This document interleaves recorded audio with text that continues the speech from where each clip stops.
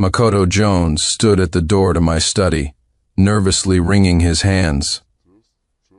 "Mr. Clark, could I possibly get this month's student aid payment in advance?" He avoided my gaze, all of his usual silver-tongued charm, the kind he used around my wife, Victoria Hawthorne, completely gone. I grunted in acknowledgement without looking up. He was a poor student from Victoria's hometown. His family was genuinely struggling, but he was sharp, having been accepted into the university's School of Economics. At first, I was just lending a hand, giving him $5,000 a month. Later, Victoria's concern for him seemed a bit excessive. She was always saying we should take extra care of people from back home. I didn't think much of it. The company had been taking up more of my time these past few years, and I admittedly hadn't been home as much, until that night. I came home early, pushed open the bedroom door, and the scene that greeted me was a knife straight through the heart. The two of them were tangled together on the marital bed I shared with Victoria. I didn't make a sound. I backed out quietly, returned to my car, and lit a cigarette. My hands were shaking violently.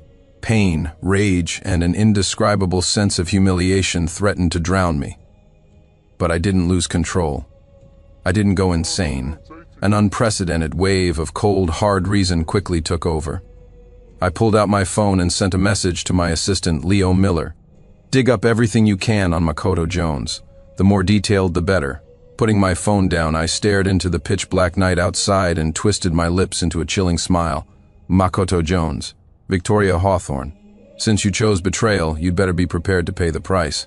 Late that night, I returned home, forcing myself to act as if nothing had happened. Victoria didn't notice a thing. She still wore the mask of a doting wife. "You're back so late, you must be hungry. I'll go heat up some food for you."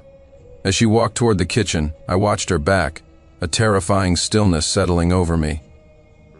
3 hours ago, this woman was fooling around with another man in our bed, and now she could talk to me about dinner so naturally. My voice was ice.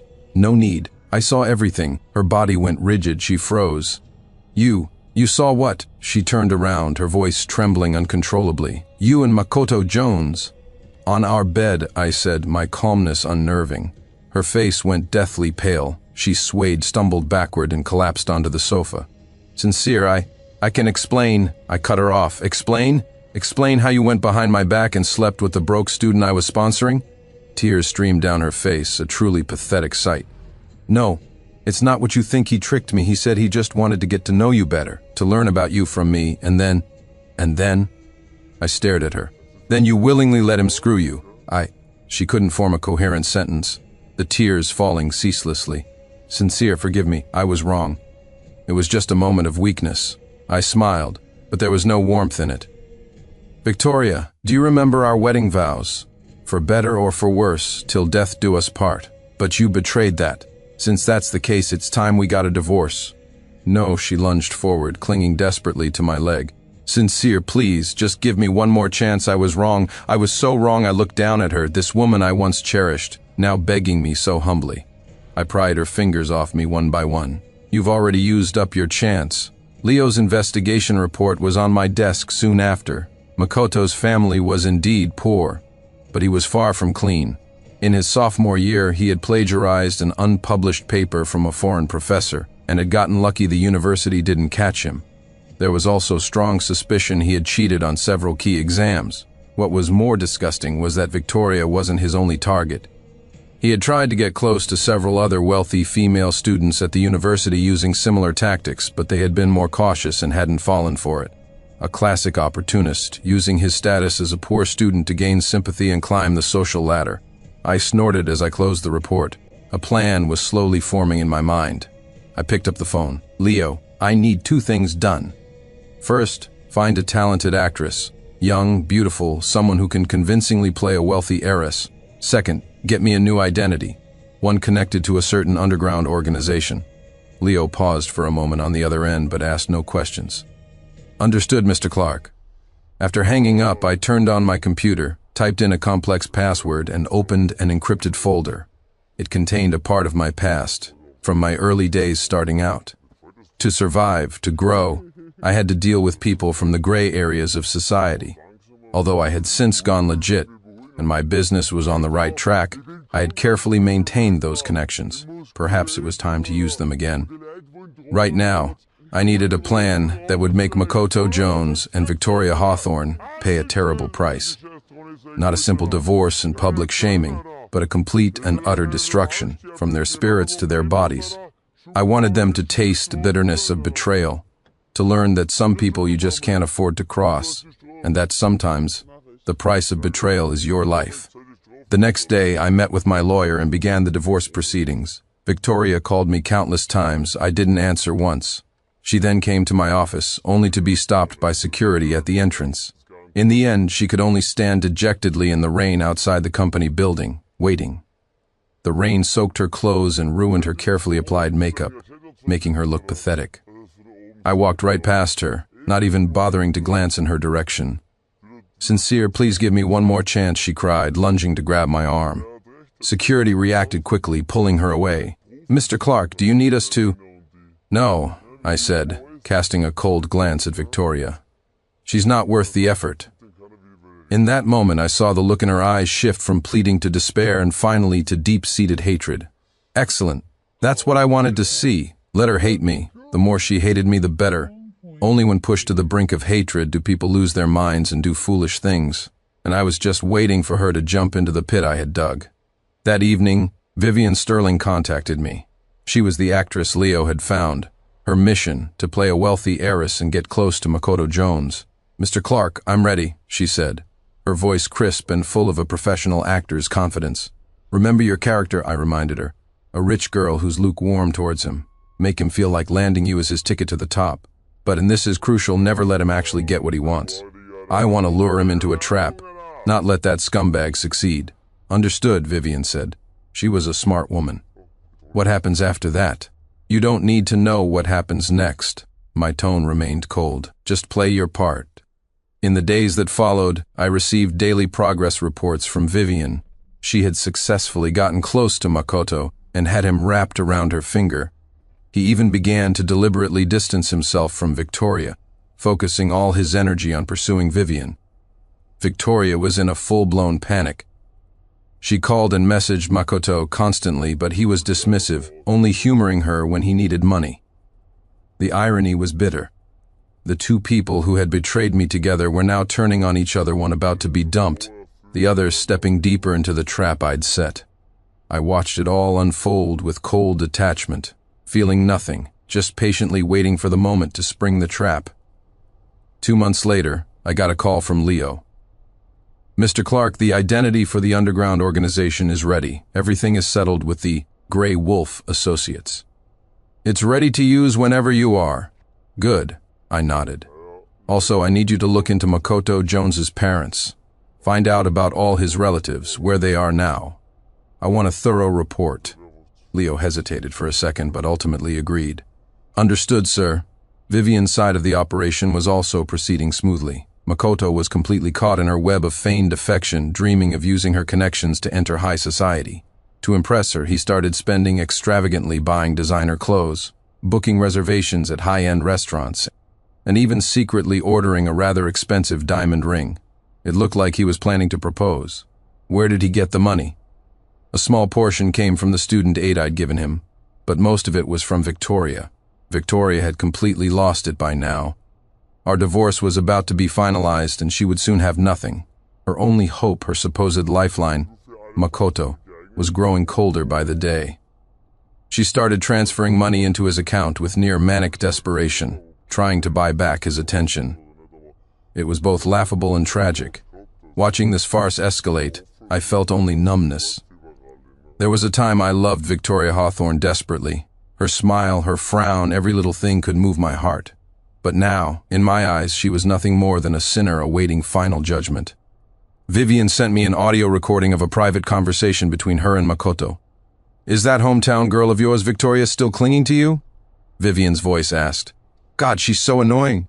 All she does is cry," Makoto replied, his tone dripping with contempt. "But she's useful for now. Her husband is divorcing her, right? She's terrified of being broke, so if I sweet-talk her a little, she wires money right over. Aren't you afraid her husband will find out?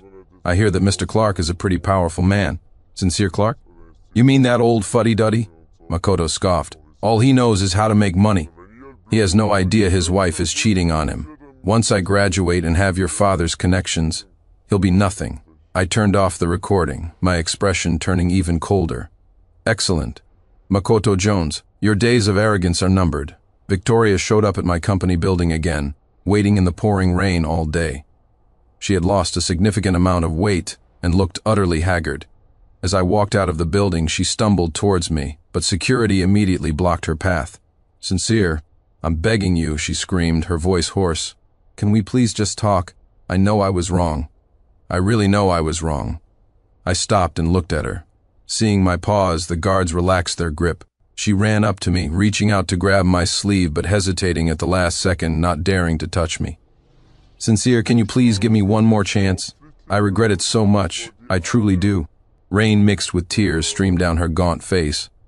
The once beautiful Victoria Hawthorne was now a complete mess. I looked at her, my heart still a calm, flat sea. Victoria, you chose Makoto not because you loved him, but because you were greedy. Now that he's dumped you, you come crawling back to me. That's not love either. It's fear. You're afraid of losing this comfortable life, afraid of going back to having nothing. She flinched, unable to meet my eyes. No, that's not it. I really do regret it. Regret? I laughed coldly. Do you regret getting caught, or do you regret that Makoto dumped you so quickly?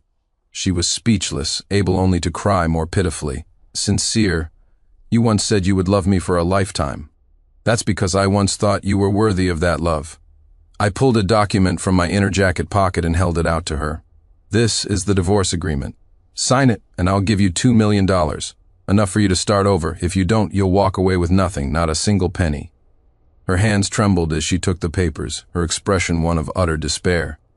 Sincere, is this really your final decision? This isn't my decision, it's the result of your own choices. I turned and walked toward my car, not looking back as her hysterical sobs echoed behind me. Back in the car, I immediately called Leo. It's time for the final step. On graduation day, I want everyone to see what retribution looks like. The final step of the plan required special measures. I contacted the head of the Grey Wolf organization, a man known as Black Hand. He had helped me in my most difficult times. After I went legit and cleaned up my identity, he remained in that underground world. Old friend. It's been a long time, his signature raspy voice came through the phone. I hear you're in need of some special services. I briefly explained what I needed. He was silent for a moment on the other end. This isn't a small matter. It seems whoever crossed you doesn't value their life. They should have had that realization when they chose to betray me, I said, my voice devoid of any emotion. Blackhand didn't ask any more questions. Fine, someone will contact you. After hanging up, I felt a sense of calm I hadn't experienced in a long time. The final piece of the puzzle was in place. Now all I had to do was wait for that highly anticipated graduation ceremony for the public takedown that would cast Makoto Jones and Victoria Hawthorne into the depths of hell. I looked one last time at a photo Vivian had sent. In it, Makoto had his arm triumphantly around her, his face filled with greed and calculation. He probably thought his future was a brilliant, shining path, little knowing that a bottomless abyss awaited him. I clicked on another photo. The background was the dilapidated building where Makoto's family lived. Victoria was standing alone downstairs, her expression desolate and empty. Apparently, she had waited there all day, but Makoto never showed. I turned off my phone and looked out the window. The moonlight sketched the city's nocturnal silhouette. Everything was quiet, the calm before the storm. Makoto Jones. Victoria Hawthorne. Your nightmare is about to begin. The graduation ceremony at S University took place as scheduled. It was a clear, sunny day, and the campus was bustling with people. As one of the university's main donors, I was invited as a special guest and seated in a prominent position on the stage. Makoto Jones, dressed in a brand new graduation gown, looked smug. As the outstanding graduate representative for the School of Economics, he was the first to go on stage to receive his diploma. What he didn't notice was that Victoria was also there, sitting alone in an inconspicuous corner of the auditorium. Her face was gaunt, but her eyes were fixed on him with a morbid obsession. The ceremony began. The president gave a speech, followed by the deans of various departments. Finally, it was time to award the diplomas. The MC announced in a booming voice, And now, please welcome the outstanding graduate representative of the School of Economics, Makoto Jones, to the stage. Makoto straightened his gown and strode confidently to the center of the stage. The spotlight shone on him, making him look dashing and successful. But just as he was about to take the diploma from the president's hands, the MC's voice suddenly changed. Please wait a moment. Before we officially present the diploma, we have an important announcement. The university recently received a formal complaint with verified evidence regarding student Makoto Jones. During his time at the university, graduating student Makoto Jones engaged in serious academic misconduct, including plagiarism and cheating on exams. In accordance with university regulations, it has been decided to revoke his title of outstanding graduate and to withhold his degree certificate. The announcement sent a shockwave through the hall. Makoto froze on stage as if struck by lightning, his face instantly draining of all color. I watched him, a cold sneer on my lips. This is just the beginning. The next moment, the large screens on either side of the auditorium flickered to life. They began playing explicit videos of Makoto and Victoria. Immediately after, it cut to the audio recording of Makoto's conversation with Vivian. Sincere Clark, that old fuddy-duddy, doesn't know anything besides making money. I've already scammed hundreds of thousands out of his wife. Once I get in with Vivian's family, I'll have all the opportunities I need. Sincere Clark? He won't be worth a damn thing. Those vulgar words, those naked images were broadcast for all to see at the solemn graduation ceremony. The entire auditorium fell deathly silent. The students and faculty below stared at Makoto with a mixture of contempt and shock. He stood rigidly on stage, pale and trembling, feeling his legs about to give out. No, it's not like that, he mumbled, his mind starting to unravel. Sitting in the audience, Victoria clamped her hands over her mouth, tears instantly streaming down her face. She never dreamed that her most private, shameful moments would be exposed in front of so many people. But what terrified her even more was the second video that followed. It showed Makoto on a date with Vivian. What's so great about that old woman, Victoria? Makoto said dismissively. She's useless for anything other than getting money from, and she cries all the time, so annoying. Once I'm with you, I'm dumping her immediately. Victoria's face looked as if she'd been brutally slapped. Her last psychological defense crumbled. She let out a piercing scream, shot up from her seat, and rushed frantically toward the stage. Makoto Jones, you liar, you told me you loved me. Several security guards tried to stop her, but she fought like a madwoman. By this point, Makoto was completely unable to think, standing there like a statue as waves of curses and ridicule washed over him from all directions. I stood up and slowly walked to the microphone at the front of the stage. The entire hall instantly fell silent. All eyes were on me. Faculty, students, my apologies for interrupting today's graduation ceremony. My voice was calm but cold, carrying clearly to every corner of the auditorium. My name is Sincere Clark. I was Makoto Jones's former sponsor. I am also the man you're all talking about, the cuckolded husband. A wave of hushed gasps rippled through the audience. I am standing here today because I have one thing to say to a certain someone. I turned my head and looked at Makoto's pale, desperate face. The price of betrayal is far heavier than you can ever imagine. After saying this, I turned and left the stage. The guards forcibly removed the completely broken down Victoria and the still dazed Makoto from the scene. What should have been a joyous graduation ceremony was forced to an abrupt end. And for Makoto Jones and Victoria Hawthorne, this was only the true beginning of their long nightmare. Not long after the graduation ceremony, S University quickly issued an official statement expelling Makoto Jones and revoking all awards and honors he had received.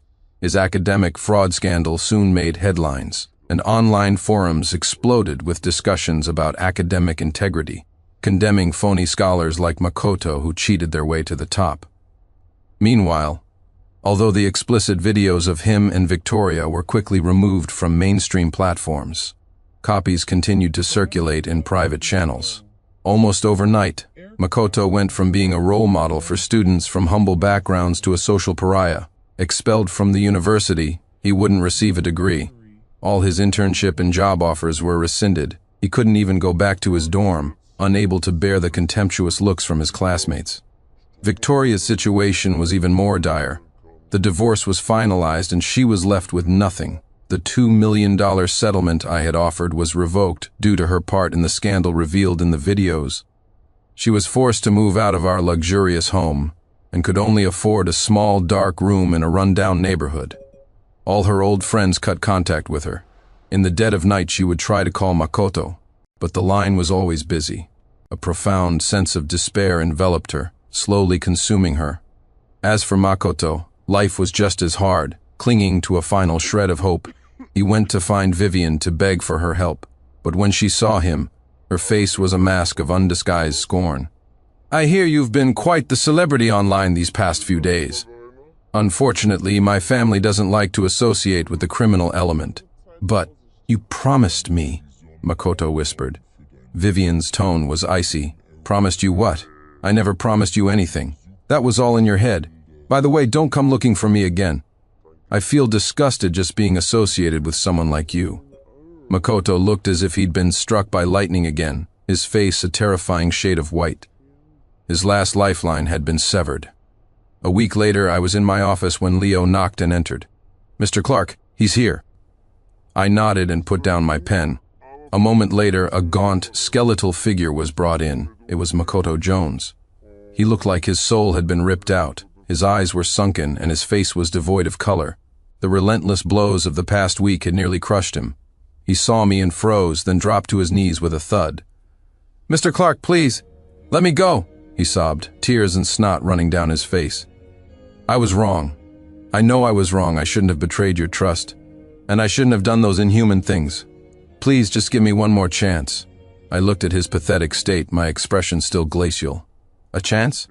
When you were shamelessly sleeping with my wife in my bed, did you think about giving me a chance? When you were smugly laughing behind my back, calling me an old fuddy-duddy, did you think about giving me a chance? When you were contentedly spending my money to woo another woman, did you ever think about giving me a chance?" Makoto shook his head in agony, his face a grotesque mess of tears and mucus. "Mr. Clark, I must have lost my mind. I've been punished. The university expelled me. I lost my job and I can't even go home now. My parents heard what happened and said I brought shame upon them. Please have mercy. Let me go this time." I looked at him and suddenly smiled, an unreadable expression on my face. "Let you go? Makoto, you seem to have misunderstood something. Did you really think what happened at the graduation ceremony was the full extent of your punishment?" He snapped his head up, his face a mask of incredulous terror. It wasn't? Of course not." I stood up and walked slowly to the floor-to-ceiling windows. That was just the beginning. I turned back to face him. "The real punishment starts now." I picked up a folder from my desk and threw it in front of him. "See for yourself." His hands trembled as he reached for it. He opened it, and after a single glance, the color drained completely from his face. Inside was a stack of clear photographs. His parents were standing in front of their dilapidated house, flanked by two grim-faced, menacing strangers. What are you doing?" His voice began to shake with extreme fear. My tone was flat, nothing much. Just wanted to make you understand the price of choosing the wrong enemy. I picked up the phone on my desk and dialed a number. "Proceed," I said, just those two words before hanging up. Makoto screamed in terror. "Wait, what are you doing to my parents?" I looked at him, my expression as cold as ice. "When you betrayed me, did you ever think about how I felt? Now it's your turn to experience the pain of having your heart torn to shreds." Just then, my personal cell phone rang. I answered it, listened quietly for a few moments, and nodded. "Excellent." After hanging up, I looked at Makoto, who was now ashen-faced and limp with fear. "I have some unfortunate news for you. It seems there was a small problem with the gas line at your parents' house just now. They've been taken to the hospital. The initial diagnosis is gas poisoning. Their condition is unstable." A violent tremor racked Makoto's body. His spirit finally broke. "No, Mr. Clark, I'm begging you. Please spare my parents. They're innocent. This has nothing to do with them." "Innocent?" I scoffed. "They raised a shameless, ungrateful son like you. What right do they have to claim innocence?" I looked into his eyes, which were filled with despair, and smiled cruelly. However, I could consider letting them go. Makoto's head shot up, a faint glimmer of hope in his eyes. "But," I continued, "it will require a price from you." "From me?" "That's right, from you." I picked up a glass of water from the desk and held it out to him. "This contains a lethal dose of sleeping pills. You drink this, and I will immediately call off all actions against your parents. Otherwise..." I gently shook the phone in my hand. All it takes is one more call and the oxygen tubes keeping them alive might just get accidentally unplugged. Makoto's eyes widened in disbelief. You can't be serious. My gaze was sharp. Do I look like I'm joking? He was silent for a long time, his body trembling violently with fear. Finally, with a shaky hand, he took the glass. Can I see Victoria one last time? What? My voice was laced with venom. Even now you're thinking of her. When you dumped her without a second thought for that Vivian girl, did you ever consider how she felt? Makoto bowed his head in agony, hot tears splashing onto the floor. I was truly wrong. Too late, I cut him off coldly. Drink. Or, I shook my phone again, a silent threat. He closed his eyes in despair, then threw his head back and down the water in one gulp. After he finished, he opened his eyes and looked at me with a complex expression. Now, will you let my parents go? I nodded.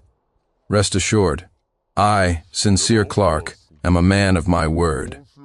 His face grew visibly paler, and his body began to twitch uncontrollably. The drug was taking effect quickly. Just as his consciousness was about to fade, I leaned close to his ear and whispered in a voice only we could hear. That glass just contained ordinary sleeping pills. You're not going to die. When you wake up, you'll find yourself in a mental institution. You will live out the rest of your days there. Every single day, you will be forced to remember what happened today, to remember how your greed led you step by step into this inescapable abyss of your own making. His expression twisted into one of ultimate terror and complete despair. Then, his eyelids grew heavy and slowly closed. Leo entered promptly and motioned for two men to carry the unconscious Makoto out. Lakeview Asylum. Arrange for the best private room. And remember, without my permission, he is never to take a single step outside of that place. Leo nodded respectfully, asked no questions, and left. I walked back to the window, looking out at the glittering city. A meticulously planned revenge had finally come to an end. That same night, in the shabby apartment Victoria was renting, she huddled alone on a cold, hard single bed, her expression vacant.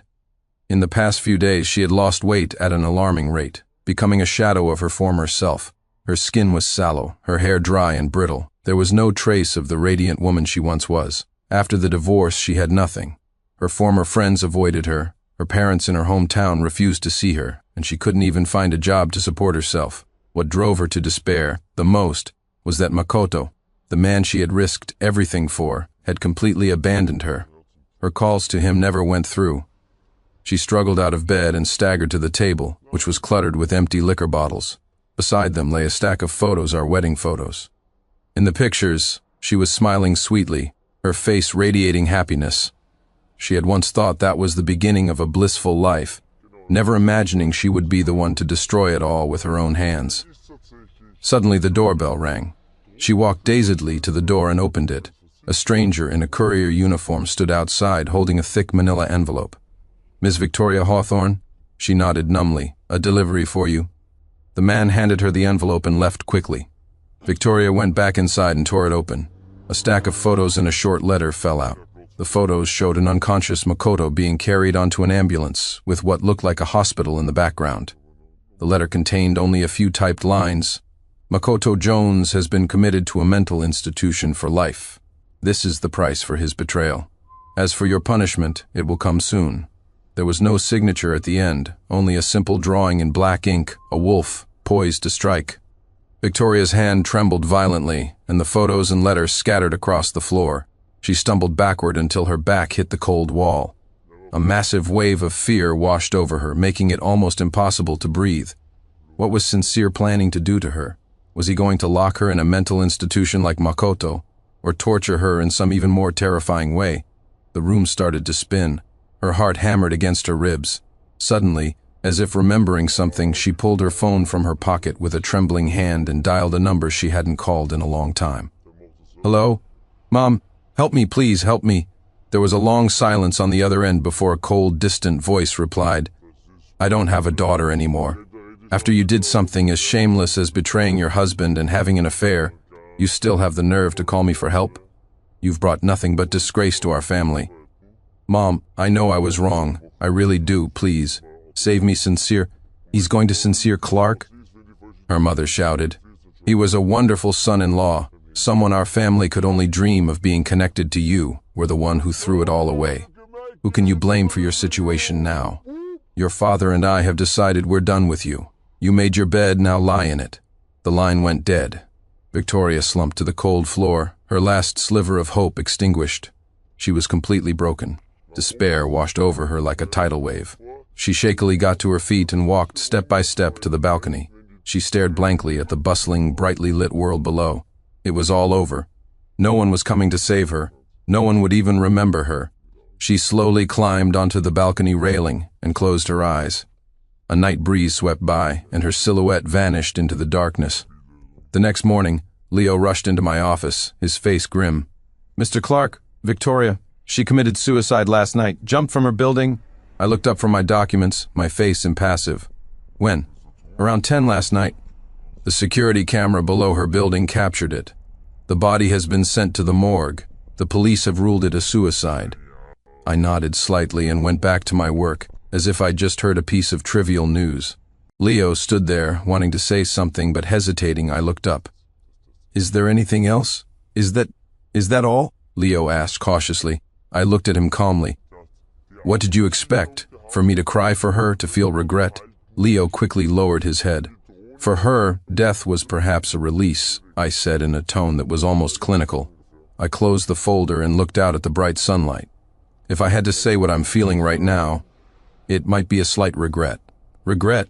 Yes, regret. She died too easily. I had planned for her to witness, step by step, how she would be utterly abandoned by this world. I wanted her to endure, day after day, for the rest of her long, desperate life, the same pain of betrayal and abandonment that I once felt. Leo seemed to understand. He quietly exited the office. I picked up the phone on my desk and dialed a number. "Hello, is this Lakeview Asylum? I'd like an update on the patient in private room 16. The detached, professional voice of a nurse came through the line. "The patient's emotional state is extremely unstable, alternating between manic episodes and catatonia. Last night he began screaming incoherently, rambling that someone was trying to kill him. We had to increase his sedative dosage to calm him down." "Very good," I said softly. "Continue to monitor him closely. Maintain the current treatment plan." After hanging up, I slowly walked to the massive floor-to-ceiling window. The sun was bright outside, and the city carried on as if nothing had happened. But I knew that from this day forward, everything had changed completely. A month later, after a great deal of effort, Makoto's parents finally found out where their son was. They rushed to Lakeview Asylum, but they were told that without my permission, no one was allowed to visit the patient in room 16. The pitiful old couple knelt desperately at the hospital gates, crying and begging to see their son. I happened to drive by, saw them through the car window, and drove away without a change in expression. I felt not a shred of pity, not a moment of hesitation. In this world, nothing is more unforgivable than betrayal. Victoria's funeral was a bleak affair. Almost no one came. Her parents were there, their eyes red and swollen, but their faces showed little grief. Perhaps in their hearts the daughter who had shamed them had died long ago. The body they were burying was just an empty shell. I didn't attend personally. I merely sent a bouquet of white chrysanthemums with a small card attached. It read in short, simple script, "This is the price of betrayal." The simple sentence was enough to send a chill down the spine of everyone present. 3 months later, in private room 16 of Lakeview Asylum, Makoto was securely confined. He grew thinner and thinner until he was just a skeleton. Every day at a set time, an orderly would play a special video for him. It was the security footage of Victoria jumping from the balcony, followed by gruesome photos of her bloodied body on the ground, and finally, the entire process of her being prepared at the morgue and buried. At first, seeing these images would make Makoto weep hysterically, his emotions spiraling out of control. Then, gradually, he became numb, staring blankly at the screen like a mindless puppet. After that, he seemed to lose his grip on reality and began to dip his fingers in his own blood to write the same sentence over and over on the white walls. "I'm sorry. I am guilty." Again and again, tirelessly, until the entire wall was covered in those shocking dark red words. His psychiatrist diagnosed him with severe schizophrenia and post-traumatic stress disorder, concluding that he would likely never recover and could never return to normal society. The orderly sent me detailed observation reports every week, documenting Makoto's every word and action. I would read them with cold indifference, feeling no pity. This was the price he had to pay for betraying me. 6 months later, I received official confirmation that both of Makoto's parents had passed away from illness. It was said that on their deathbeds, they had begged the hospital to let them see their son one last time, a request I had mercilessly denied. They died with endless regret and resentment, unable to rest in peace. I had the news anonymously relayed to Makoto in the asylum. That night, upon learning of his parents' deaths, his mind finally shattered completely. He tried to hang himself with a bedsheet but was discovered by a night orderly and saved in time. After that, he fell completely silent. He stopped speaking and refused to eat, kept alive only by a daily IV drip. His eyes, once filled with ambition, were now vacant, devoid of any spark of life. The doctors said he had lost all will to live. Though he was breathing, he was, for all intents and purposes, a walking corpse. I listened to Leo's report, my face still a blank mask. This was the final result I wanted. To let him live, but in a state more painful than death. To have him endure endless torment and regret, moment by moment, with no hope of release. This was the most thorough and perfect punishment for a betrayer.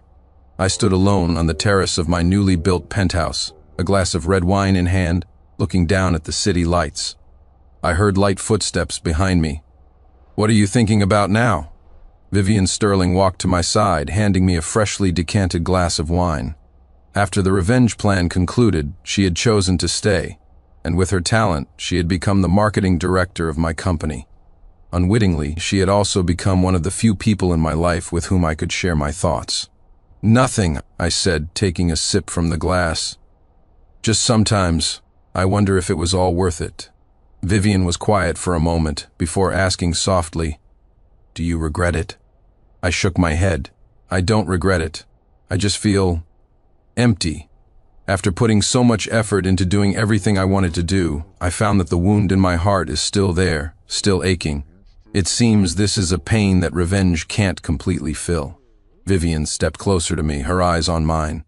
"Time is the best medicine. It will get better. Some things can't be solved by revenge. Perhaps what's more important is to let go of the past and start a new life." I turned to look at her, a flicker of warmth touching my heart for the first time in a long while. "Perhaps